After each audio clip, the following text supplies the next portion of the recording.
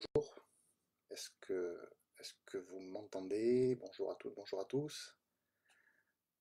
Il est bientôt 15 heures. Je ne sais pas si l'équipe de Cannes Université m'entend. En tout cas, je vous propose de commencer. Faites-moi signe si jamais il y a un souci en termes de- d'écoute. Voilà, le son doit normalement bien passer. En tout cas, pour moi, ça va très bien. Voilà, bah écoutez, je suis très heureux de vous retrouver pour cette deuxième séance de conférence pour ma part. Vous avez un riche programme avec l'université, c'est une chance que de permettre cette continuité à distance, mais néanmoins une véritable continuité en matière de présentation. Donc, et un programme, pardon, excusez-moi, je vais éteindre mon portable. Voilà. Et donc un programme effectivement très riche, comme je vous l'ai dit, tout au long de la semaine. Et puis je serai encore là la semaine prochaine, jour de Pâques. Mais bon, Pâques n'a plus tellement d'importance quand on est confiné à 15 heures pour parler de la Havane. Voilà. Alors, ces séances, ce sont des séances qui évoquent, comme la semaine dernière avec Sarajevo, le thème des villes en effervescence. Voilà, donc villes en effervescence. Et donc aujourd'hui, je vous propose d'évoquer le cas de la ville de Saint-Pétersbourg, qu'on appelait à l'époque Leningrad, au moment du siège de la ville. Alors une autre situation de confinement bien différente, mais tragique aussi, si on peut dire, dans le contexte de la Seconde Guerre mondiale. Donc c'est pas forcément très gai ce que je vais dire cet après-midi, mais c'est aussi surtout pour comprendre les phénomènes qui sont liés à l'histoire contemporaine. Tout ça étant lié évidemment au conflit mondial qui est en train de se développer. Et cette ville de Leningrad, on va la saisir donc dans une effervescence tragique au moment où effectivement elle connaît un siège important qui va durer 872 jours. Voilà, 872 jours, c'est la durée du siège de Leningrad entre le 8 septembre 1941 et le 27 janvier 1944. 8 septembre 1941, 27 janvier 1944, et c'est un siège qui est imposé par l'armée allemande, l'Allemagne nazie, effectivement, la Wehrmacht en particulier, et c'est le siège le plus long de l'histoire du XXe siècle, excepté, bien on revient sur la séance de la semaine dernière, excepté le siège de Sarajevo. Alors Sarajevo qui va durer au début des années 1990, un siège qui va durer 1425 jours. Voilà, donc on a eu Leningrad en 1941 et on aura plus tard, pas très loin de nous en termes de temporalité, Sarajevo, pour faire le lien avec la séance de la semaine dernière, au début des années 90, dans le cadre du conflit de l'ex-Yougoslavie. Alors ce siège de Leningrad a occasionné beaucoup de pertes humaines, puisqu'il y a eu 1 800 000 morts, donc 1 800 000 morts à l'occasion de ce siège qui va durer donc 3 ans. Et ce qui est important, je souligne ce point, c'est que sur ce 1 800 000 victimes, il y a eu, il y a eu 1 million, il y a eu 1 million 100 000 civils, 1 million 100 000 civils, 1 million 200 000. Donc ce nombre de civils est extrêmement important par rapport au reste, et ça c'est un élément très essentiel, on pourrait dire, c'est les pertes civiles qui sont beaucoup plus importantes que les pertes militaires à cette occasion. Et d'ailleurs, quand on évoquera le procès de Nuremberg en particulier, au moment de la fin de la guerre, lorsque se viendra le temps du jugement des criminels de guerre, en quelque sorte, l'URSS n'annonce que 630 000 morts. Donc il y a une sous-évaluation qui est faite au congrès, au procès de Nuremberg, pardon, au procès de Nuremberg après la guerre en 1946. Et le travail des historiens plus tard montrera donc que ce chiffre a été sous-évalué, et il faudra un long travail de dénombrement pour montrer que ce nombre de victimes a été en fait le double, donc 1 100 000, 1 200 000. Alors le siège de Leningrad est sans doute l'un des événements les plus tragiques de la Seconde Guerre mondiale, ça c'est sans doute le cas, puisque il est tout à fait symbolique, on pourrait dire, de l'héroïsme, sans doute, de la résistance aussi de cette ville de Leningrad, car en fait, la ville ne sera jamais prise. Hein, ça, c'est un premier élément très important. Il y aura une résistance incroyable de la part des habitants, résistance civile, mais aussi résistance militaire. Et cette situation est une situation qui va fortement rester dans les mémoires de la ville aujourd'hui de Saint-Pétersbourg, hein, et aussi dans la mémoire de la population russe, en quelque sorte, à tel point que c'est un épisode qui est très très présent dans l'esprit des Pétersbourgeois, mais aussi dans l'esprit des Russes. Les habitants de la ville, tout particulièrement, ont en mémoire, ont encore des ancêtres vivants ou récemment décédés qui ont vécu cet épisode de confinement tragique, effectivement. Et la ville a gagné en fierté à cette occasion. Leningrad a été considérée comme une ville martyre, a été considérée comme une ville héroïque, et d'ailleurs l'URSS va donner le titre de ville héros à Leningrad en 1965, donc au temps de l'époque de Léonid Brejnev, c'est-à-dire cette manière de mettre en évidence une ville comme étant une ville qui a subi pendant un temps assez long, hein, donc pendant 3 ans, une situation de détresse extrême. Alors d'abord, je voudrais commencer par vous présenter le cadre, hein, c'est-à-dire en fait un double cadre qui prendra un certain temps d'abord. C'est la question de la manière dont s'est occasionné ce, ce siège de Leningrad. Hein. Alors, premier élément qu'il faut noter, c'est l'élément lié au conflit. Hein. Je voudrais vous présenter ça rapidement, et ensuite j'évoquerai aussi le thème de la dimension plus historique de la ville. Hein. Alors d'abord, le point de départ de cette histoire, c'est l'opération Barbarossa. Hein. Je vois qu'il y a des gens qui écoutent, qui n'entendent pas très bien, donc je vais essayer de relever le son. Hein. Vous me dites, hein, vous me faites des signes par votre message. Alain, bonjour. Alain Fauvet, bonjour. Voilà, je monte mon micro. Euh, et éventuellement, sinon, ce que je peux faire, c'est essayer de mettre, je vais essayer de faire ça, regardez, je vais essayer de faire ça en direct, de mettre des écouteurs, et peut-être vous m'entendrez mieux. Ce sera peut-être moins esthétique, mais peu importe. Donc bougez pas, je vais mettre ça ici.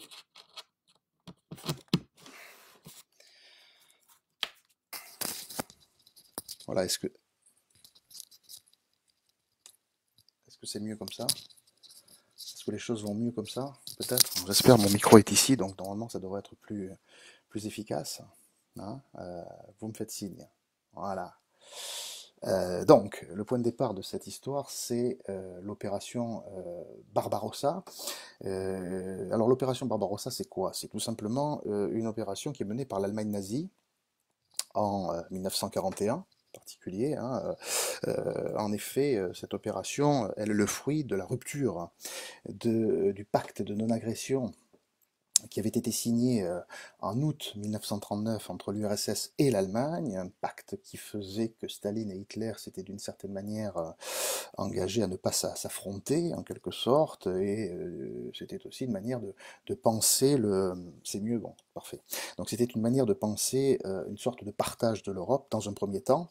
Bon, bah, ce pacte de non-agression qui en fait a été rompu unilatéralement par les troupes hitlériennes en particulier, hein, eh bien, va amener effectivement un plan d'invasion justement hein, de l'URSS par l'armée allemande. Je répète, un plan d'invasion de l'URSS par l'armée allemande. C'est un plan qui est préparé au mois de juillet 1940 par l'état-major allemand.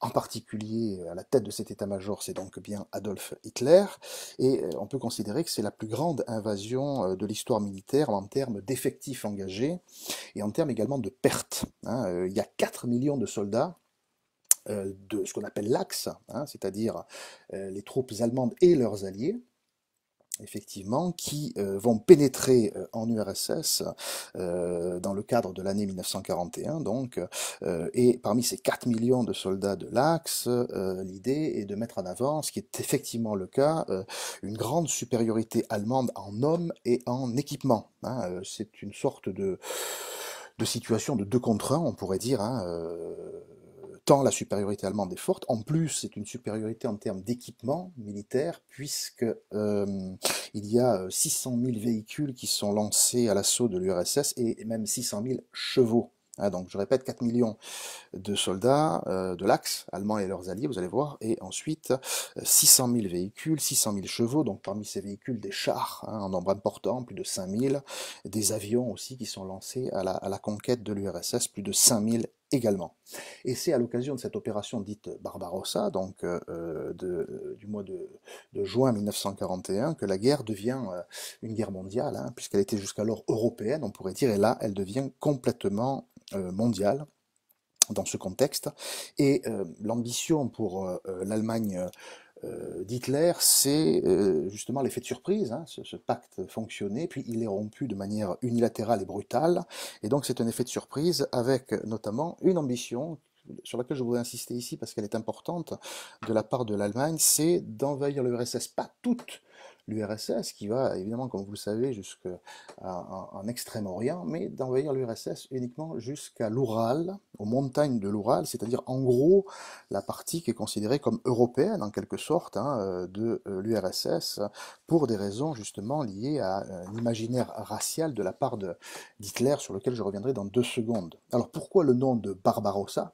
Bon, ben, tout simplement parce que ça renvoie à Frédéric Barberousse. Alors, pas tout à fait, ça n'a rien à voir avec le Barberousse de l'Empire ottoman, mais c'est Frédéric Barberousse, c'est celui qui a été l'empereur romain germanique au XIIe siècle, en quelque sorte, hein, qui a été couronné justement en 1155, hein, et il avait une barbe rousse effectivement éblouissante d'une certaine manière, et c'est ce Frédéric Barberousse qui est pris en référence comme étant un grand conquérant au titre de l'Allemagne, et cet effet historique en quelque sorte joue un rôle dans le nom même donné à l'opération. Donc ça c'est effectivement tout à fait essentiel à prendre en considération.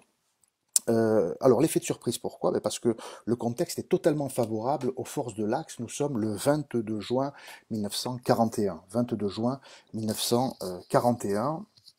Pourquoi un contexte favorable? Parce que eh bien, tous les clignotants, on pourrait dire, sont au vert pour les Allemands. Hein, pourquoi? Ben parce que tout simplement, une bonne partie de l'Europe est occupée hein, par l'armée allemande et donc hors d'état de nuire. Hein, la Roumanie, la Hongrie, la Slovaquie, la Finlande également. Hein, bien sûr, la France est occupée à son tour à partir de 1940.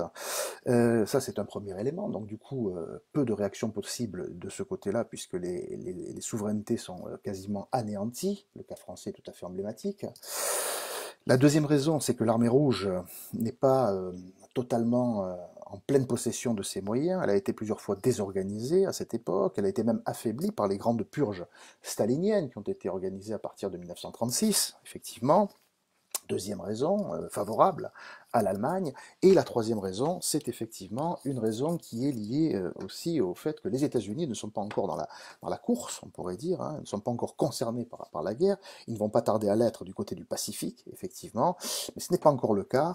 Et cette absence américaine est aussi un élément favorable, disons, à l'armée allemande à cette occasion. Donc, disons, on pourrait dire la seule force qui serait à même de résister à Hitler à cette occasion, elle est lointaine, sur le plan géographique en tout cas, c'est l'Angleterre, hein, dirigée par Winston Churchill, qui résiste encore au Troisième Reich, mais qui n'est pas, à proprement parler, très près des frontières de l'URSS. Donc c'est vraiment un moment propice pour l'Allemagne, et c'est ce calcul qui a été occasionné en juin 1941, c'est-à-dire un an après la débâcle française du côté des terres hexagonales. Hein. Donc ça, c'est un élément important. Et alors, comme je vous disais, pourquoi s'intéresser à l'URSS de cette région européenne? Ben, tout simplement parce que Hitler justifie ça par la notion de ce qu'il appelle le Lebensraum, hein, Lebensraum, c'est-à-dire, retenez simplement, espace vital allemand, hein, l'espace vital, c'est-à-dire de conquérir des vastes espaces de l'URSS qui sont certainement des plaines, qui avaient auparavant appartenu à l'Allemagne, notamment sur les tracés de ce qu'avaient conquis les chevaliers teutoniques, hein, fondés justement à la fin du XIIe siècle, au temps du vaste empire justement germano Saint-Empire romain germanique, pardon, et dans ce contexte-là, effectivement, eh bien, ces plaines avaient été conquises en leur temps par les chevaliers teutoniques, et l'ambition d'Hitler, c'était de retrouver ces terres qu'on appelait irrédentes et irrédentisme, tout à fait importante à cette occasion, et donc il y a là une dimension tout à fait forte, et en même temps, le but d'Hitler, c'est d'arriver à mettre hors d'état de nuire, pour pas dire à tuer, les populations essentiellement urbaines, hein, plutôt que les populations rurales qui sont utilisées à titre de, on pourrait dire, de main-d'œuvre servile par le Reich, et pour finalement servir de base ensuite à l'implantation de futurs colons allemands. C'était le projet hitlérien en URSS à cette occasion. Donc l'idée étant d'atteindre l'Oural vu comme une frontière. Et cette expansion du Reich aurait été une manière de fabriquer une Europe, donc de l'Atlantique à l'Oural, qui aurait été complètement sous domination allemande. Et j'ai même pris ici le soin de vous présenter une carte, je ne sais pas si vous la voyez très particulièrement ici. Voilà, et bien cette carte met en jeu, met en scène tout simplement les 3 points hein, qui sont envisagés d'être envahis d'une certaine manière ou saisis, c'est ce qui est en violet en quelque sorte, hein, saisis par l'armée allemande. Donc vous avez 3 destinations qui sont attaquées. Hein. Donc tout ce qui est en violet, c'est la progression allemande dans l'espace soviétique. Hein, qui est désorganisé, donc les Allemands progressent bien, mais il y a 3 lieux qui sont des remparts, hein, donc tout au sud Stalingrad, qui occasionnera la bataille de Stalingrad, hein, ici, au milieu la ville de Moscou, qui elle aussi est soumise à une volonté d'attaque, et au nord la ville de Leningrad. Alors je sais que vous ne voyez pas forcément très bien, mais c'est simplement pour vous donner cette vision des choses. Donc Moscou, enfin dans l'ordre en remontant vers le nord, Stalingrad, Moscou et Leningrad. Donc on est le point important de la bataille de Stalingrad. J'aurais pu d'ailleurs aborder le thème de Stalingrad, aujourd'hui la ville de Volgograd, ville en effervescence, mais effectivement remonter avec Moscou et surtout Leningrad, c'est aussi faire état de la dimension complète de l'ambition des Allemands à cette occasion. Et comme je vous disais, dimension raciale, parce que le but est d'y implanter la race aryenne, d'y faire se prospérer, on pourrait dire, la race aryenne, en soumettant ce que dans les fantasmes hitlériens on avait pu développer, c'est-à-dire la race slave, la race juive, qui était assimilée à l'homme soviétique, en quelque sorte, vu comme finalement un judéo-bolchevique. Donc l'idée était de massacrer ou d'évacuer, ou même d'exterminer les populations soviétiques, judéo-bolcheviques, pour y implanter donc des colons allemands et de faire prospérer la race aryenne jusqu'à l'Oural. Voilà quelle était l'ambition, et voilà pourquoi, à côté de Stalingrad et de Moscou, Leningrad apparaît comme une prise majeure. Hein. Donc ça, c'est l'élément central. Alors, pourquoi Leningrad particulièrement? Parce que c'est le point le plus recherché, on pourrait dire, par les Allemands, le plus central, on pourrait dire, même s'il est complètement au nord, mais central en termes d'objectifs. Eh bien, oui, dans le plan Barbarossa, dans l'opération Barbarossa, il y a effectivement comme nœud essentiel le cadre de la ville de Leningrad, tout simplement parce que c'est une ville qui a un passé très riche, je vais y revenir maintenant, qui a aussi une très forte polarité, on pourrait dire, hein, dans l'espace soviétique, et le but, il est énoncé dans les quelques feuilles, dans les quelques feuillets qui lancent l'opération Barbarossa. L'objectif est de raser la ville de la surface de la Terre. C'est les propos mêmes d'Adolf Hitler dans une opération qui va s'appeler l'opération Nordlicht. Nordlicht, c'est une opération qui s'intitule tout simplement Aurore boréale, puisque l'opération sur Leningrad a commencé, par surprise encore une fois, le jour le plus long. Quand on visite aujourd'hui Saint-Pétersbourg, c'est un jour béni, on pourrait dire, pour les touristes, puisque c'est le jour le jour le plus long, le jour qui ne se couche jamais, le jour où on vient regarder les ponts se lever. Et bien, pour les Russes à ce moment-là, pour les Soviétiques à ce moment-là, et c'est encore le cas aujourd'hui, c'est le jour de la fin des classes, c'est un jour de fête, c'est un jour de joie en fait, et donc c'est le choix de cette attaque par surprise ce jour-là, qui est une attaque très justement symbolique, très emblématique. Donc très forte fonction symbolique de cette attaque, mais aussi, on va le voir, stratégique. Alors pourquoi? Parce que Leningrad, plus que Moscou, beaucoup plus que Moscou, est considéré comme le foyer même du bolchevisme, honni par les Allemands de Adolf Hitler, ça c'est un premier élément.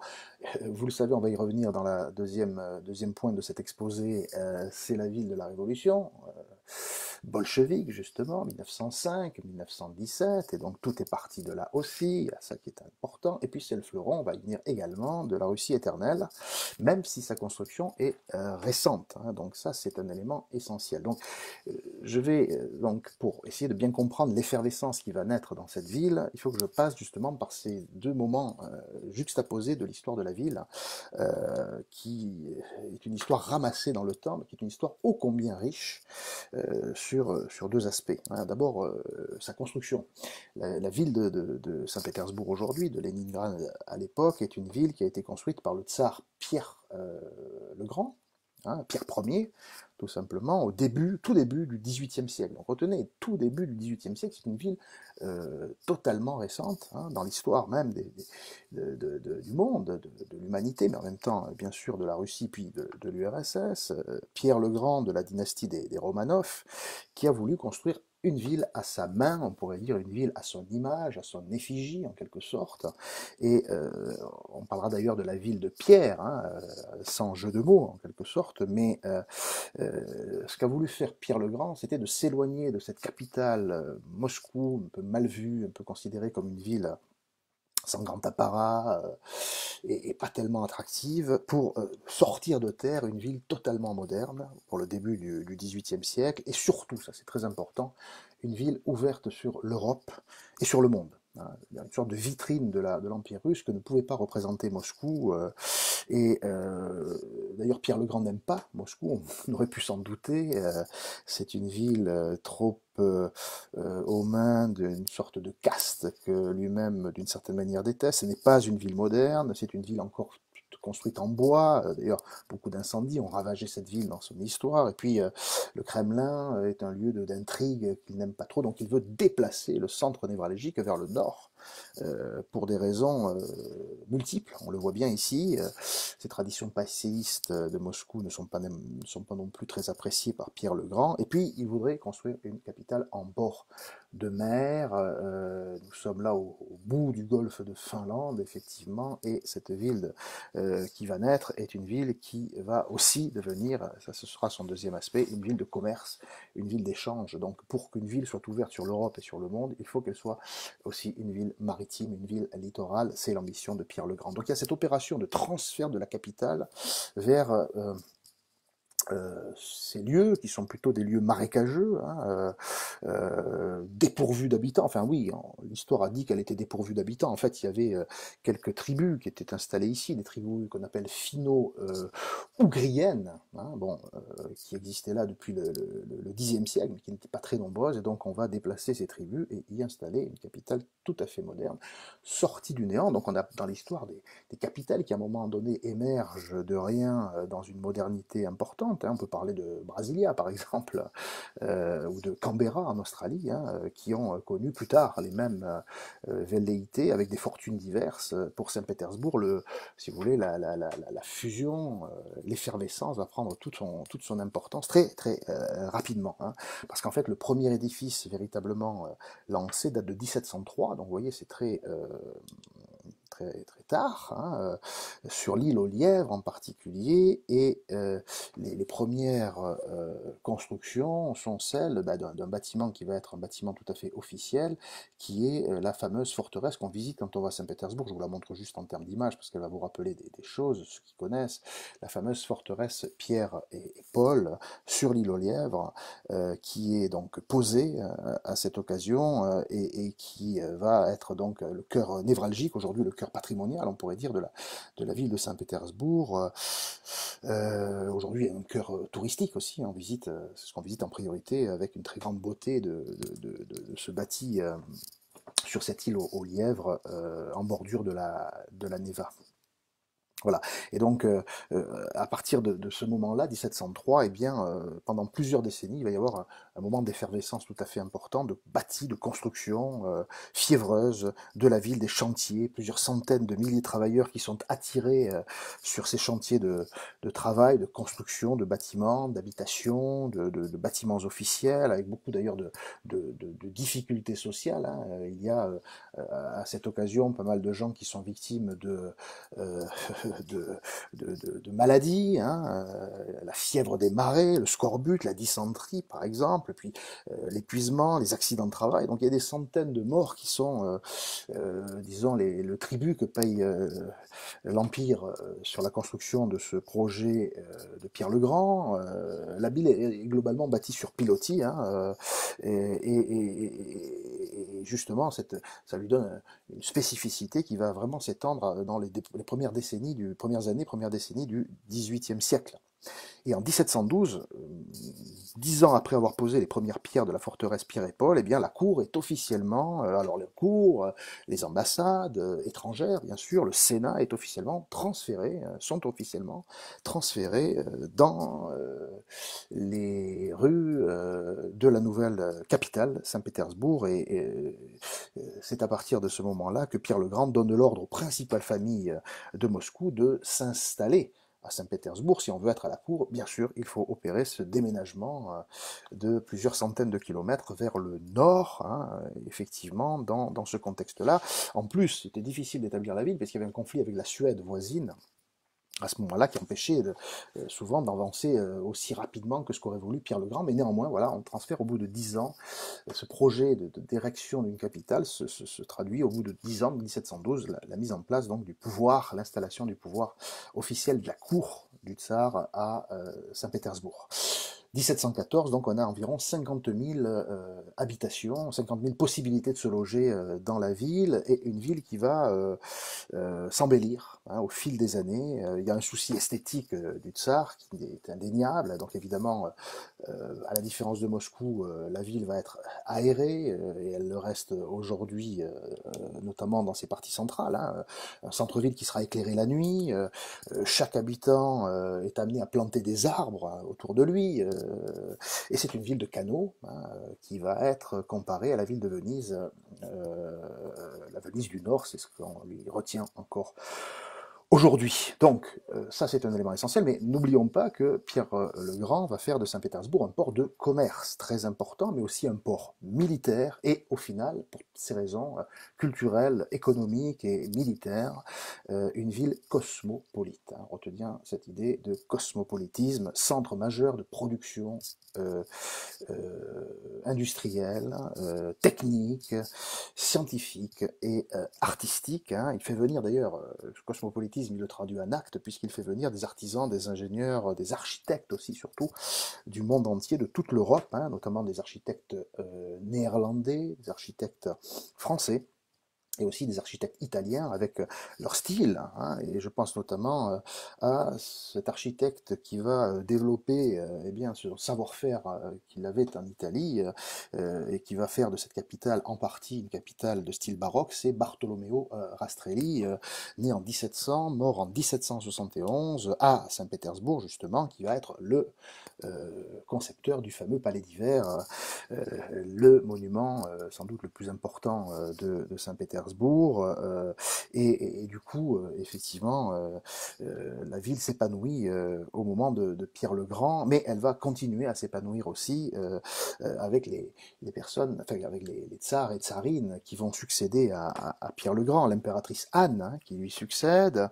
qui règne dans la décennie 1730 hein, jusqu'en 1740, qui va notamment faire tracer l'impératrice Anne la perspective Nevski, cette grande artère, cette grande avenue qui traverse la ville, effectivement, et d'autre part, ben, la deuxième grande figure de la construction de de Saint-Pétersbourg, enfin oui, de Saint-Pétersbourg à l'époque, de la ville de Pierre, donc c'est Catherine II, hein, la grande Catherine II. J'ai une image à vous montrer de Catherine II parce qu'elle est effectivement absolument indispensable pour comprendre cette ville plus tard, donc soumise au siège. La voilà, Catherine II ici présente, hein, Catherine II que vous voyez ici à travers cette représentation picturale, hein, sous forme de tableau, hein, qui a régné donc de 1762 à Saint-Pétersbourg jusqu'en 1796, 1762, 1796, donc vous voyez, à Pierre le Grand, le début du XVIIIe siècle, à Catherine II, la fin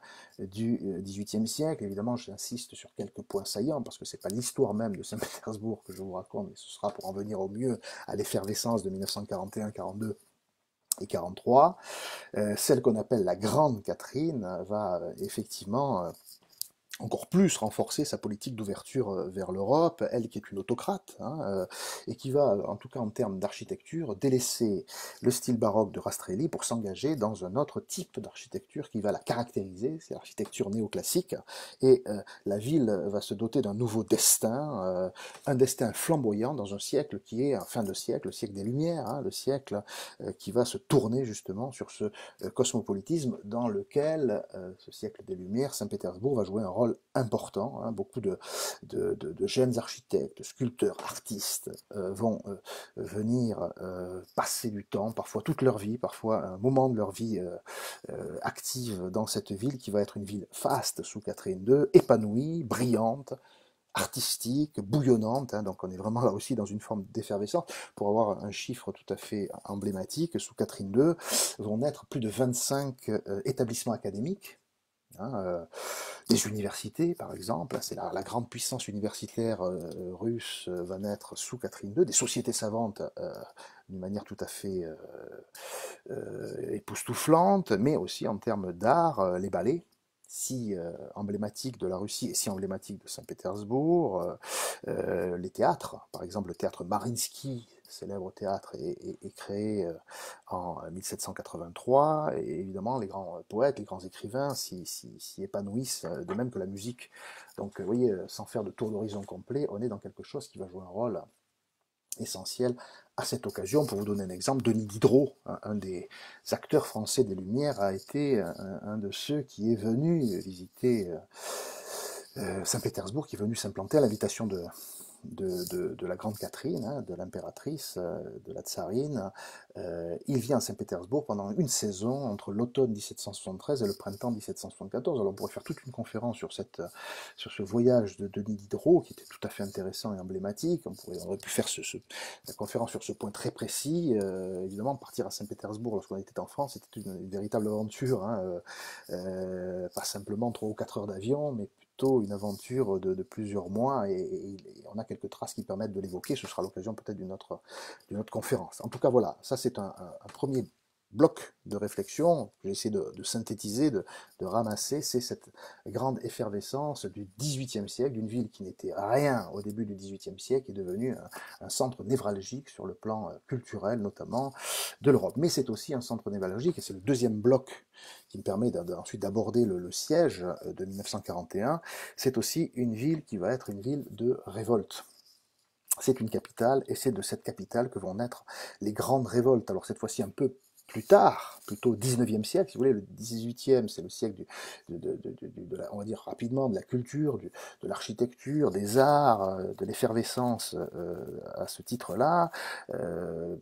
Qui est la plus en vue, et au 19e siècle, même si tout ça continue à fonctionner, il y a encore des fondations, des créations, bien entendu, mais ce qui va aussi apparaître de manière parallèle, en quelque sorte, c'est aussi le fait que la ville devient une ville de révolte, et ça c'est notre deuxième faisceau d'effervescence, hein, plus que Moscou, Saint-Pétersbourg est le théâtre des passions, on pourrait dire, des passions politiques. Hein, des passions politiques. Alors, le moment fondateur de ces passions politiques, c'est ce qu'on appelle l'insurrection des décembristes, hein, donc du mois de décembre 1825. Hein, le 14 décembre 1825, une tentative de coup d'État militaire contre l'empereur, le tsar Nicolas Ier à l'époque, est tentée, elle est réprimée durement par le tsar, et ce sera un premier coup de semonce, on pourrait dire, face à l'Empire que des Russes, en particulier de Saint-Pétersbourg, vont tenter justement de destituer le pouvoir en place à travers le tsar Nicolas Ier. 14 décembre 1825, et ce premier coup de semonce en annonce d'autres, hein, en particulier jusqu'à la révolution de 1917, la ville est le théâtre de troubles, de soulèvements assez réguliers. Hein. On peut penser par exemple à l'assassinat du tsar Alexandre III en mars 1880, qui n'est pas rien, puisqu'effectivement il y a là un moment de trouble dans le pouvoir tsariste à Saint-Pétersbourg. Donc il est effectivement assassiné dans sa ville, et on va ériger en son honneur une cathédrale qui s'appelle la cathédrale du sang versé, qui est très très largement visitée aussi à Saint-Pétersbourg. Et puis bien sûr le cycle révolutionnaire qui a deux dates importantes, 1905 et 1917. En 1905, c'est la première révolution manquée. Hein, et là, une grande secousse effectivement des manifestations ouvrières, c'est-à-dire que Saint-Pétersbourg, après avoir été une ville, et qui reste une ville des élites en quelque sorte, est aussi une ville qui va être occupée d'une certaine manière, qui va s'affirmer par son caractère ouvrier, ouvriériste, des manifestations ouvrières qui sont lancées au début de l'année 1905 et qui sont elles aussi réprimées sans ménagement dans ce qu'on appelle l'épisode de décembre, du dimanche rouge, le 22 janvier 1905, lorsque la police du tsar ouvre le feu sur les manifestants, occasionnant en quelques minutes plus de 100 morts, plus de 400 blessés, hein, pendant que l'empereur, le tsar Nicolas II, est du côté de sa résidence d'été, de sa résidence de Tsarskoye-Selo, ville aujourd'hui nommée Pouchkine, effectivement. Hein. Donc la ville va d'ailleurs devenir en 1914, avant le soulèvement final, on pourrait dire, hein, pour cette histoire, va changer de nom, hein, puisque la ville a eu 3 noms finalement. Hein. Et en 1914, en août 14, quand la guerre est déclarée, ça c'est aussi un élément intéressant, la ville ne s'appelle plus Saint-Pétersbourg, elle s'appelle Petrograd, hein, justement. On va russifier le nom, qui avait trop une consonance allemande en quelque sorte. Hein. Saint-Pétersbourg est jugé trop allemand, donc on va la débaptiser et l'appeler Petrograd en 1914, appellation qui va durer une petite dizaine d'années avant qu'on parle de Leningrad. Hein. Voilà, donc les 3 noms rapidement évoqués à cette occasion. Et donc effectivement, 1917, c'est le théâtre, Saint-Pétersbourg est le théâtre, donc Petrograd est le théâtre d'une révolution qui va évidemment marquer le monde en son temps et encore aujourd'hui. Hein. La ville a gagné en habitants, c'est une ville de 2 millions d'habitants, une grande métropole en quelque sorte. Hein.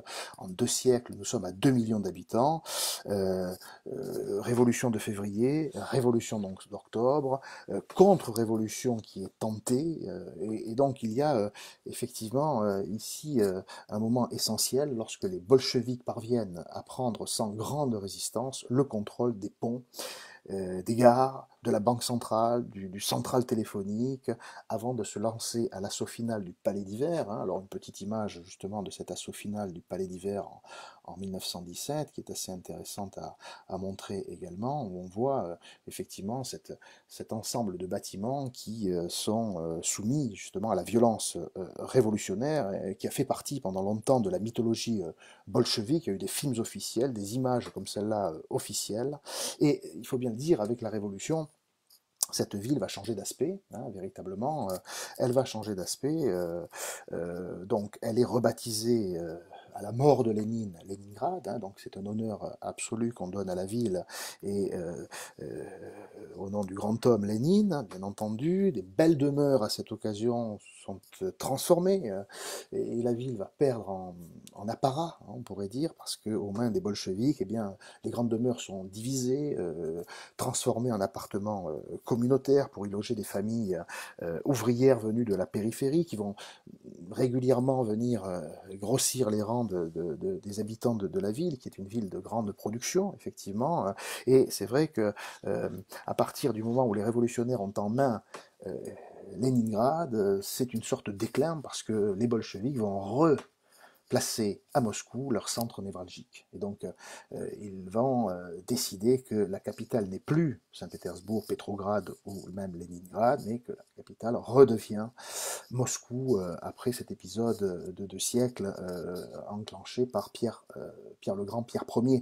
Donc effectivement, il va y avoir un temps, les années 20, les années 30, où Leningrad va souffrir d'une opposition avec Moscou, qui devient la ville capitale de l'URSS communiste à cette occasion, et notamment celui qui, à l'inverse de Pierre le Grand, qui n'aimait pas Moscou, Staline, lui, n'aime pas Leningrad, ville qui met à l'index, hein, justement, trop en lien avec ce passé impérial, ce qui veut dire que à l'époque, alors pas de punition particulière, mais si vous voulez, comme on a déplacé les centres de décision à Moscou à nouveau, eh bien, la ville connaît un relatif abandon. Le centre-ville n'est plus autant entretenu. Les monuments religieux sont souvent fermés ou reconvertis. Ça, c'est aussi le cas dans toute l'URSS, mais à Leningrad, ça prend plus d'importance, si vous voulez.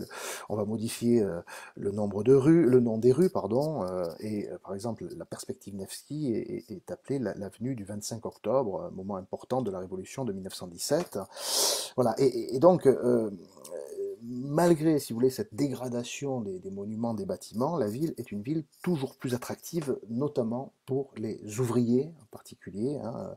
Euh, la ville reçoit de plus en plus de populations venues des campagnes environnantes et même de plus loin, ça c'est un élément important. L'exode rural est une réalité de l'URSS des années 1920-1930, notamment l'exode rural est le fruit aussi des politiques menées par l'URSS, je pense notamment aux campagnes de collectivisation des terres lancées, grande politique lancée par Staline en 1929, qui va pour porter un coup assez dur aux populations rurales qui vont quitter leur campagne et venir se réfugier d'une certaine manière, ou en tout cas essayer de survivre dans les villes, et en particulier à Saint-Pétersbourg. Donc on a ce flux assez important de centaines de milliers de paysans qui arrivent dans la ville de Saint-Pétersbourg et qui ont une ambition, c'est de se faire embaucher dans les usines pour être justement salariés, travailler durement, effectivement, mais avoir un salaire à la fin du mois.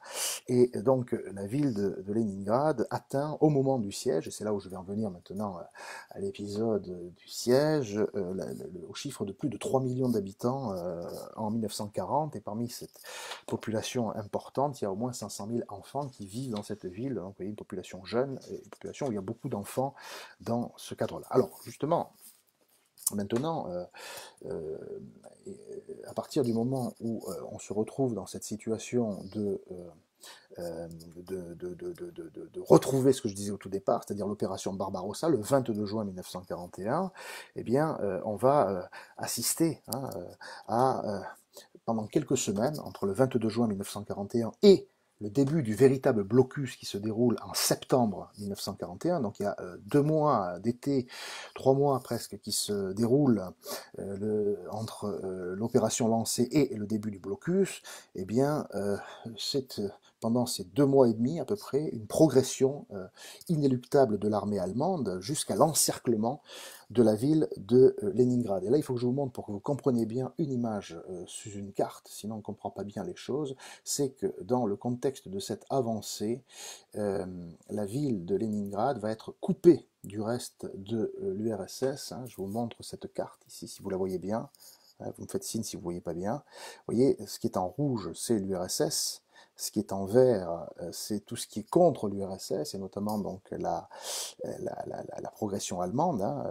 Alors, il y avait la Finlande aussi qui était sous le joug allemand. Hein. Donc vous voyez qu'il va y avoir une césure ici au milieu qui va faire que le territoire de la ville même de Saint-Pétersbourg se retrouve coupé du monde en quelque sorte, parce que les Allemands ont réussi justement le 30 août à prendre la ville de Mga, M-G-A, hein, et qui permet justement de faire chuter la forteresse de Schuschelbourg, qui se situe justement sur la Neva, et qui permet justement d'isoler complètement la ville même de Leningrad du reste du pays. Plus de trains, plus de routes, hein, et donc cette ville qui ne s'était pas véritablement préparée à un siège, eh bien, va se retrouver isolée, hein, on pourrait employer ce terme de confiné, hein, mais pas confin qu'on entend aujourd'hui, mais confiné au titre d'une ville, hein, au titre d'une ville, et avec un système de ravitaillement de la ville qui était très vulnérable et qui était bien repéré par l'armée allemande. Et donc c'est le début, à partir donc, de ce mois de septembre, du 8 septembre 1941, de 872 jours de siège, avec des bombardements quasi quotidiens. Il y aura 150 000 bombes qui vont tomber sur la ville pendant ces 872 jours. Et en fait, il y a eu là une sorte d'impréparation. Vous voyez, on parle beaucoup aujourd'hui d'impréparation de notre virus et de la gestion du virus. Et bien là, effectivement, les habitants de la ville n'ont pas été suffisamment alertés peut-être pour quitter la ville face au danger de l'Allemagne, puisque en juillet-août 1941, alors qu'il y en était encore temps, eh bien oui, on va évacuer 500 000 personnes de la ville par train, parce que le train était encore actif à ce moment-là. Donc il y a bien des départs, hein, 500 000 personnes, un demi-million, donc c'est effectivement un nombre important, mais il reste encore dans la ville finalement plusieurs centaines de milliers de personnes, même 1 300 000, 400 000 personnes qui seront évacuées pendant le siège. Vous voyez, pendant le siège. Donc ça c'est un élément important. Donc on avait négligé ce danger potentiel et comme je vous l'ai dit au tout début de ma conférence, il y aura donc 1 100 000 civils qui mourront à cette occasion, hein, 1 100 000 civils, et 500 000, 600 000 soldats. Vous voyez, c'est donc les civils qui vont souffrir, c'est ça qui est important ici. Et parmi les civils, seulement 15 000 sont morts par bombardement. Donc les civils ne sont pas morts par les faits d'armes, mais ils sont morts par la vie quotidienne et par la famine, parce que c'est ça qui est un élément important, c'est que les Allemands ont lancé vis-à-vis de Saint-Pétersbourg un plan qu'on appelle un plan famine, ce qu'on appelle le Hungerplan, H-U-N-G-E-R, plan, mis en place en 1941 par l'Allemagne nazie, donc, hein, justement, notamment le ministre de l'Agriculture et de l'Alimentation, qui s'appelait Herbert Bach, qui, justement, avait pensé cette idée que isoler la ville de Saint-Pétersbourg et l'affamer serait un moyen de guerre tout à fait efficace, plutôt que simplement les bombardements en appui, on pourrait dire, des bombardements dans cette situation. Et donc, il va y avoir ici eh bien, un nœud tout à fait important qui est, dit-on, l'idée de l'affamer. Alors, cette ville, et comme je vous l'ai dit, le siège est organisé donc, non seulement par les Allemands,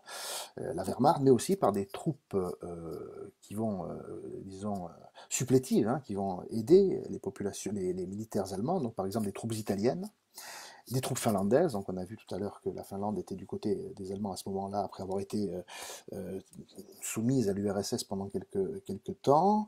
Et puis aussi, il y aura cette fameuse division bleue, qui sont des volontaires espagnols pro-franquistes et pro-nazis, qui vont se battre aux côtés de l'Allemagne nazie, venus d'Espagne, donc des Espagnols, des Italiens, des Finlandais, qui vont organiser à côté des Allemands le siège à cette occasion. Et il y a un lieu qui est essentiel, qui est l'aéroport de Pulkovo, l'actuel encore aéroport de Saint-Pétersbourg, qui est sur une colline. Quand on atterrit à Saint-Pétersbourg, c'est sur une colline en banlieue de Saint-Pétersbourg, qui est un aéroport à ce moment-là tout à fait récent. Il a été créé, ouvert pour la première fois en 1932.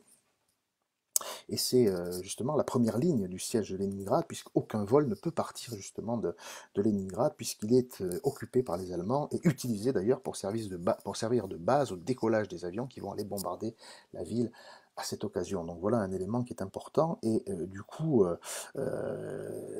c'est une prise de guerre très importante que cet aéroport de Pulkovo en bordure de la ville a cette occasion. Donc je vous ai parlé du siège marqué par le plan famine. Donc ce qui est important de noter ici, c'est l'attitude des habitants. C'est ça qui va être un élément essentiel dans ce que j'ai à vous dire. Les habitants sont héroïques, on pourrait dire. Ils vont faire corps, unis contre l'envahisseur, avec la création de milices qui vont aider à défendre la ville militairement, ça c'est vrai. Des hommes vont s'organiser pour essayer de porter un coup aux Allemands autant que faire se peut. Par exemple, on va continuer à travailler malgré les difficultés, vous allez voir, de vie quotidienne, dans les usines à chars pour continuer à produire au cœur de cet isolat, dans les arsenaux de munitions et de canons. Donc ils vont fonctionner sans discontinuer, on va redoubler de travail et on va fournir aux armées, aux troupes de l'armée rouge la possibilité de résister en quelque sorte. Mais le problème, c'est qu'il n'y a pas eu assez d'évacuation de civils en temps voulu, hein, effectivement, et qu'il y a trop, pendant ces 3 années de siège, de bouches inutiles à nourrir. Hein. D'ailleurs, un décompte est fait au moment où le siège s'organise dans la ville de Saint-Pétersbourg, le 12 septembre 1941. Et par exemple, il ne reste de stock de blé et de farine pour la ville que pour 35 jours. le stock de céréales et de pâtes pour 30 jours, viande et bétail 33 jours, matière grasse 45 jours, sucre et conserve 300 jours. Vous voyez, donc les ressources restent limitées et vont s'affaiblir très rapidement. Hein. Donc tout de suite, les mesures qui sont prises à Saint-Pétersbourg, c'est un rationnement immédiat, rationné, hein, rationner et limiter toute consommation par tête d'habitant, hein, ce qui va tout de suite engendrer une multitude de problèmes, de difficultés. Évidemment, la nourriture est rationnée, donc la faim va très rapidement tenailler les uns et les autres, l'électricité est coupée, le chauffage est inexistant, et on va vivre des hivers très durs, très rudes à Saint-Pétersbourg, hein, on sait que c'est une ville où le froid est important, les tramways ne fonctionnent pas, donc c'est vraiment quelque chose de très douloureux et de très difficile à vivre. Le seul recours qui pourra exister, je vous le montre ici dans une autre image, c'est le lac Ladoga qui se situe juste à côté, ici, la même carte que je vous montrais tout à l'heure. Hein, voilà le lac Ladoga, hein, quand on regarde ici sur ces deux traits rouges, ici, c'est la seule voie de ravitaillement possible. Mais en 1941, le 15 novembre voit l'arrivée de l'hiver, et notamment de ce qu'on appelle l'embâcle. Hein. L'embâcle, c'est l'amoncellement de glace sur un cours d'eau, donc qui ne peut plus faire déplacer les bateaux. Donc les navires ne peuvent plus passer, mais les camions non plus ne peuvent pas passer à ce moment-là, puisque la glace n'est pas assez solide, donc il y a un temps évidemment compliqué, et donc on va permettre quelques convois de traîneaux tirés par des chevaux jusqu'à mi-avril pour finalement arriver à développer avec un renforcement justement de ces possibilités de passer sur le lac Ladoga, des passages de poids lourds, mais dans l'hiver suivant, 1942-1943, pour permettre d'évacuer des personnes et permettre de ravitailler. Donc ce sera la seule ligne qu'on appelle la route de la vie, certains diront la route de la mort, parce que vous allez voir que c'est pas une route tout à fait sécurisée, hein. On dit la route de la vie parce que c'est le seul lien qui existe encore avec, avec le reste de l'URSS. C'est l'unique accès qu'a Leningrad avec le reste de l'URSS à ce moment-là. Et cette route de la vie fonctionne environ 150 jours au moment où le lac est totalement gelé. Pendant l'été, il fonctionne avec des petits bateaux et des péniches, mais c'est toujours compliqué parce que dangereux, parce que c'est une ligne tout à fait ouverte à d'éventuels bombardements. Il n'y a rien pour se cacher. Donc les bombardements ne tardent pas à apparaître, et donc c'est vraiment très insécure, on pourrait dire très difficile de pouvoir se lancer à l'assaut de cette route de plusieurs dizaines de kilomètres sur le lac Ladoga pour rejoindre l'autre côté de la rive, et donc l'URSS encore présente. Hein. Donc on arrive quand même à faire partir de Saint-Pétersbourg, de Leningrad, entre 1 200 000 et 1 300 000 personnes qui vont quitter la ville, femmes, enfants, blessés, invalides, étudiants, ouvriers d'usines évacués, mais aussi des œuvres d'art et des objets précieux de la ville, hein, qui sont très importants dans la ville. Et on parviendra toujours pendant le siège à quand même construire un oléoduc au fond du lac Ladoga et même une voie ferrée sur glace pour essayer de faciliter les échanges, mais cette voie ferrée sera immédiatement bombardée et détruite, et puis rétablie, et puis à nouveau détruite. Donc c'est un jeu de violence qui se fait sur ce territoire. On va tenter même un pont aérien entre Moscou et Leningrad, mais ça ne marchera pas parce que les Allemands sont tout à fait à l'écoute de tout ça et veillent à ce que la ville soit complètement isolée. Donc, mis à part cette route de la vie, les dommages sont terribles. Mi-novembre 1941, la faim, le froid provoquent des ravages terribles. Hein. L'hiver est glacial en cette fin d'année 41, nous sommes jusqu'à moins 40 degrés. Et les rations viennent à décliner de plus en plus. La terre est tellement gelée par le froid et la neige que les nombreux morts qui apparaissent sont souvent abandonnés, enveloppés dans des draps, à même le sol, sans qu'on ait de service qui puisse rendre à ces sépultures une fosse, en tout cas un caveau, et la plupart seront plus tard enterrés dans des fosses communes creusées à la dynamite. Voilà des choses qui sont assez macabres, mais qui montrent comment est-ce que la difficulté était là. Et puis la famille est encore encore plus meurtrière, hein. Alors là, on meurt de famine, effectivement, pendant l'hiver 1942-1943, où la nourriture devient de plus en plus rare, en quelque sorte. Et par exemple, le mois de janvier 1943 est sans doute le pic de cette situation, puisqu'on a 4000 civils qui meurent de faim chaque jour. 4000 civils qui meurent de faim chaque jour. Voilà une situation extrêmement tragique, pendant que, en même temps, la résistance militaire continue à s'opérer et que des actions militaires autour se développent, mais dans les deux camps, on n'arrive pas à progresser. C'est-à-dire que les Allemands essaient de rentrer dans Leningrad résiste, et les Russes essaient de repousser les Allemands ne se laissent pas repousser. Donc on est dans une situation comme ça qui va être dans l'attente et qui ne va pas évoluer pendant plusieurs années, au grand dam, effectivement, à la grande souffrance des habitants de la ville de Saint-Pétersbourg.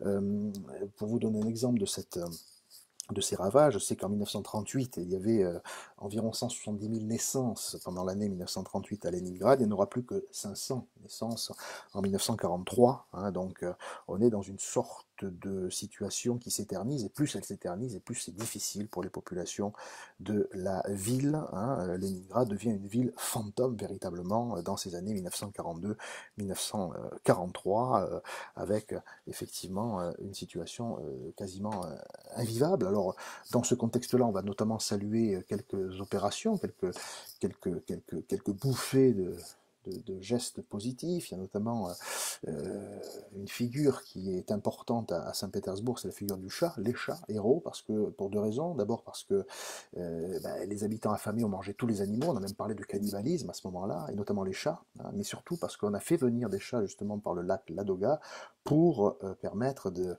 résoudre le problème de la prolifération des rats qui va sauver d'une certaine manière aussi les habitants. Donc les chats sont devenus des héros. On en a acheminé 5000 depuis toute l'URSS vers Saint-Pétersbourg à cette occasion. Donc c'est pas rare que vous voyez à Saint-Pétersbourg des chats comme statues qui permettent de rendre hommage à cet animal domestique qui d'une certaine manière, pour ces deux raisons, a sauvé la ville en partie dans ce cadre-là. Alors, il faut attendre 1943, la fin de l'hiver 1943, effectivement, lorsque les soldats soviétiques percent pour la première fois le siège des occupants, nous sommes en janvier 1943, pour que la situation commence à évoluer favorablement pour l'URSS. Hein. Le nombre d'armes s'accroît, les soviétiques ont rétabli une sorte d'équilibre qui n'existait pas auparavant. Hein. Donc, c'est pour ça que la résistance est très héroïque jusqu'en janvier 1943, et finalement... Eh bien oui, les armes apparaissent. Alors c'est les effets de la bataille de Stalingrad qui s'est déroulée positivement et qui a été une victoire soviétique à ce moment-là. Eh bien cette bataille de Stalingrad va permettre de rééquilibrer les forces et progressivement de renverser la vapeur, hein, pour le dire assez rapidement, vis-à-vis de l'Allemagne. Et notamment on voit apparaître aux abords de Saint-Pétersbourg, enfin de Leningrad plutôt, des camions surmontés de lance-roquettes, ce qu'on appellera les orgues de Staline, en particulier les Katusha pour les Russes, hein, qui vont permettre d'être beaucoup plus efficace dans la lutte contre l'Allemagne. Hein, et donc, vis-à-vis du siège de Leningrad, il y a une situation qui va évoluer à partir de janvier-février 1943. Mais enfin, il faudra quand même plusieurs mois, hein, jusqu'au mois de janvier 1944, pour qu'on assiste à un début de retraite allemande, c'est-à-dire, donc finalement, vous voyez, plus de 2 ans et demi, ou à peu près 2 ans et demi, après le début du siège. Hein, les Allemands se retirent, donc ils s'emparent d'un certain nombre d'œuvres d'art et d'un certain nombre de richesses de Saint-Pétersbourg, hein, notamment des tableaux,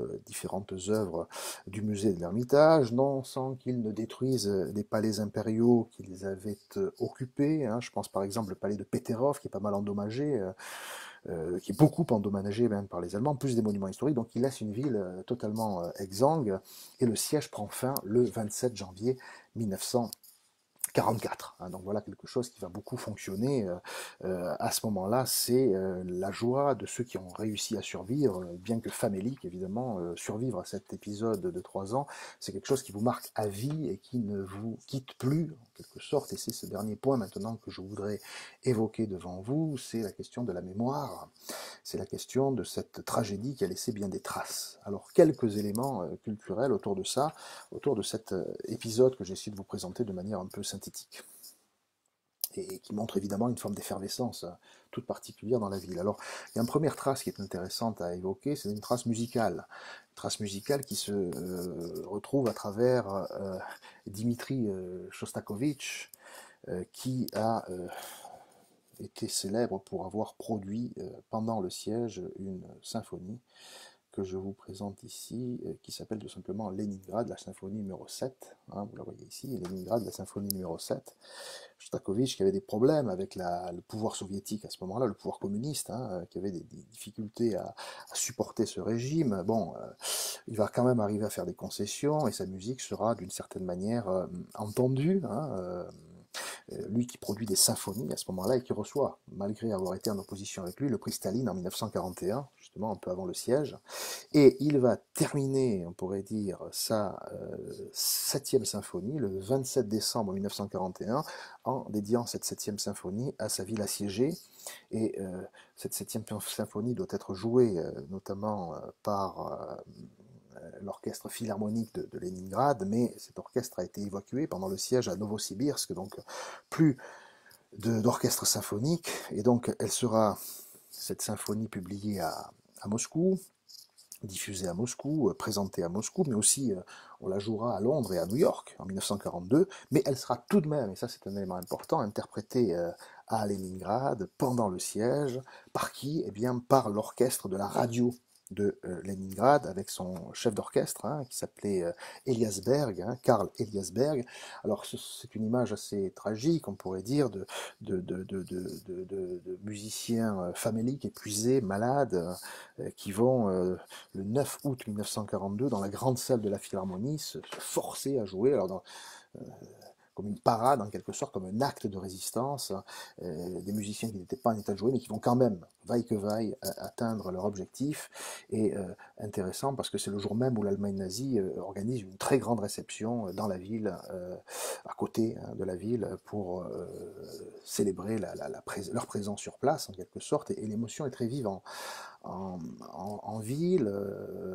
Il y a effectivement des haut-parleurs qui vont diffuser cette symphonie dans toute la ville, comme pour faire comprendre aux Allemands que malgré tout ça, eh bien, on arrive quand même à produire des choses. Et à la fin, c'est une ovation lorsque Shostakovich, qui est présent dans la salle, est acclamé, lui et l'orchestre donc de la radio de Leningrad. Voilà, et notamment la septième symphonie est connue pour le thème dit de l'invasion, justement, hein, une marche et 18 mesures qui évoquent ce sujet. Donc, au final, c'est une œuvre qui a été très appréciée par le pouvoir, qui a obtenu le prix Staline en 1942 et qui va donc devenir une sorte d'hymne à ce siège de Leningrad à ce moment-là. Donc ça, c'est un premier signe, en quelque sorte, de cette vocation culturelle pendant le siège de Leningrad.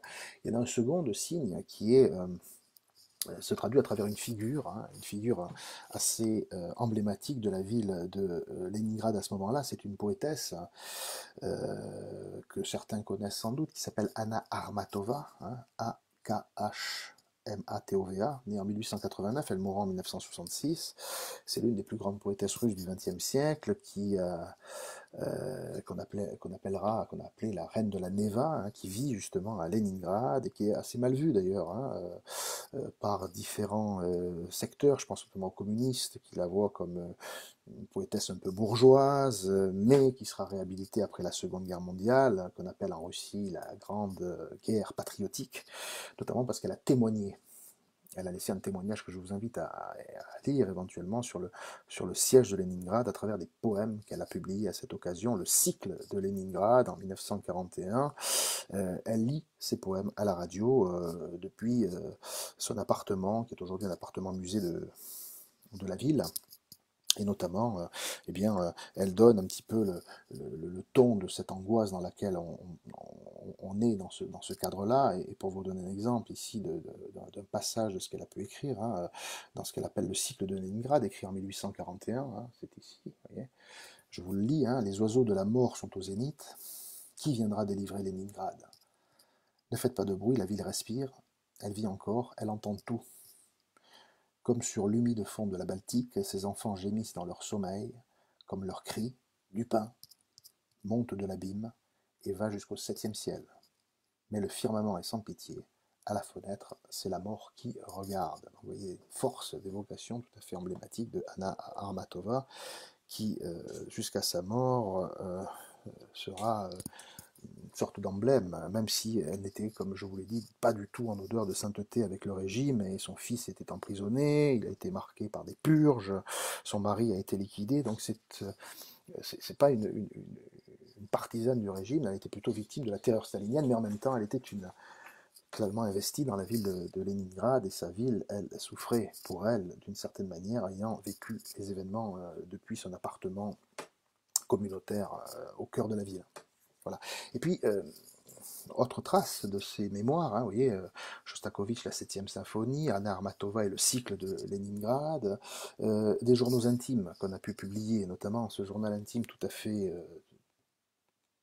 émouvant, on pourrait dire, et assez terrible, qui se traduit par cette jeune figure ici, c'est une sorte d'Anne Frank russe, hein, ici, que vous voyez peut-être là à travers cette image, qui s'appelle Tania Savicheva, qui était née en 1930, donc elle avait 14 ans lorsqu'elle est morte en 1944.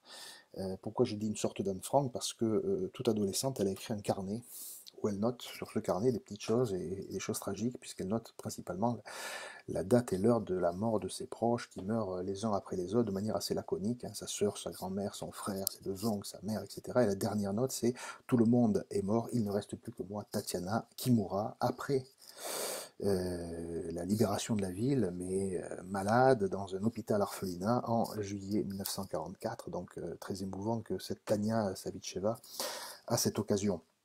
Et puis plus tard, on découvrira, alors là c'est une richesse de l'histoire en quelque sorte, ce qui a été traduit en français, qui s'appelle le journal de Lena, L-E-N-A, c'est Lena Moukina, née en 1924 et qui elle est morte en 1991, qui a donc survécu au siège. Hein.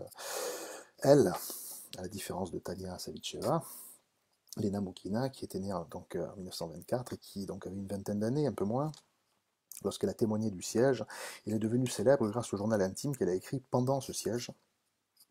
Mais la rédaction s'arrête au mois de mai 1942 parce qu'elle est évacuée de la ville par le lac Ladoga, justement. Hein.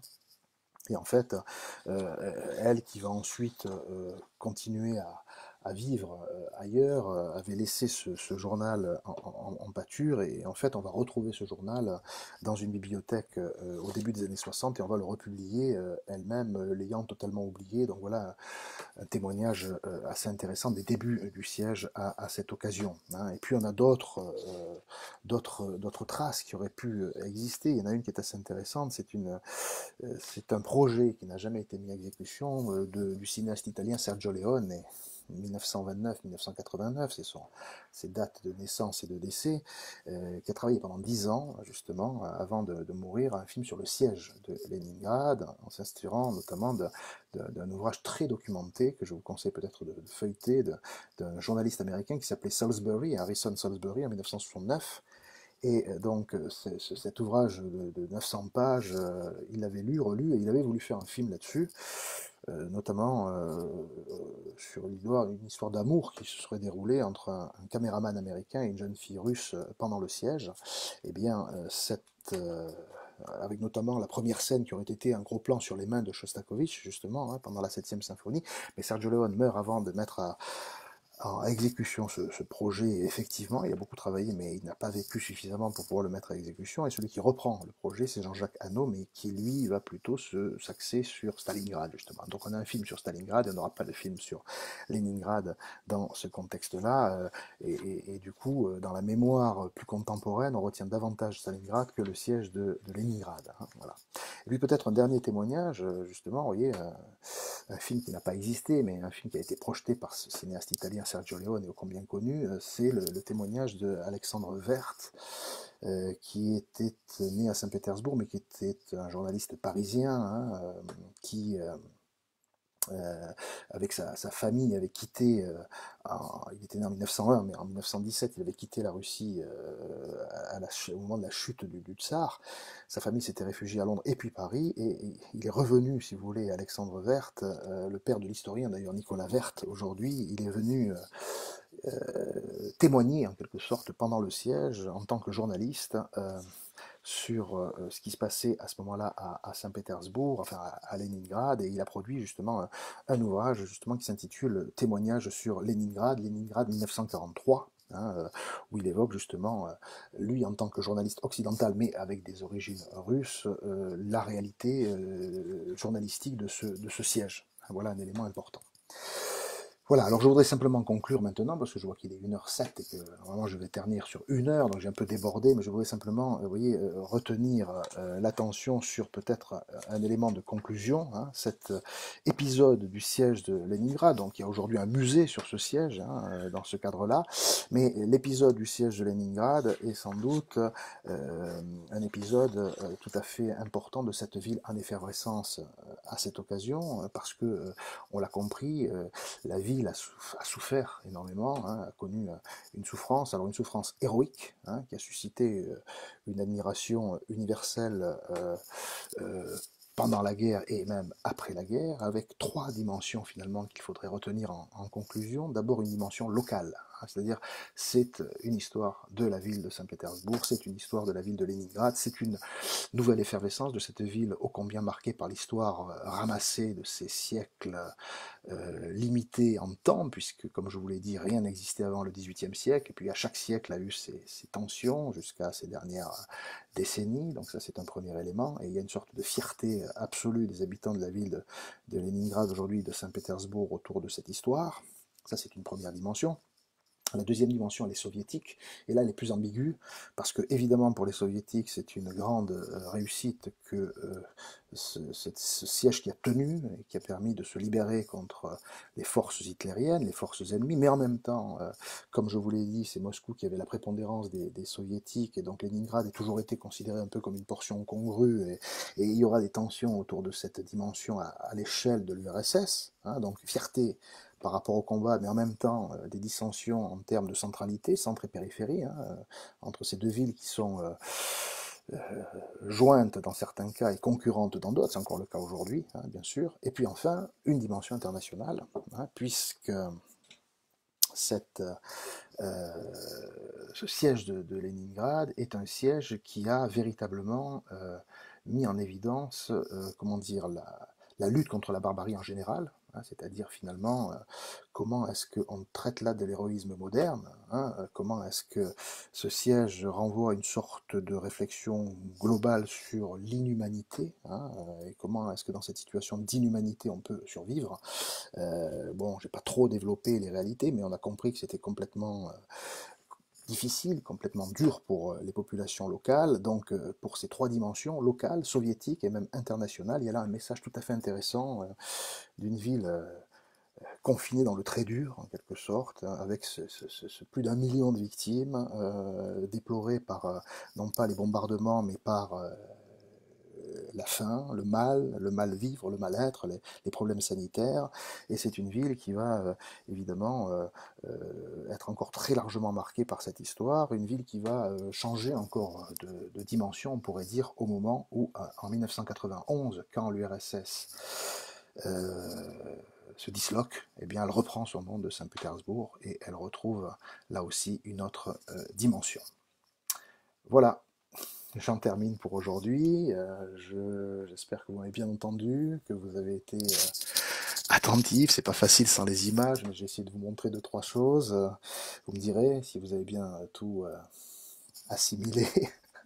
En tout cas, je vous donne rendez-vous lundi prochain, lundi de Pâques à 15 heures, pour parler d'une autre histoire, d'une autre ville en effervescence qui est la Havane en 1962. On est dans une autre époque un peu tragique, mais cette ville de la Havane est aussi une ville festive, c'est ce qu'on verra lundi prochain. Bonne fin de journée, bonne fin d'après-midi, restez bien tous chez vous comme moi, vous voyez, hein, on subit le confinement, mais c'est tout à fait important de le faire, et grâce à Cannes Université, on arrive à passer des moments comme ça où on oublie un peu ce quotidien. Certes, aujourd'hui, je vous ai replongé dans un autre quotidien un peu tragique, mais c'est pour continuer le cycle, donc à très bientôt. Merci.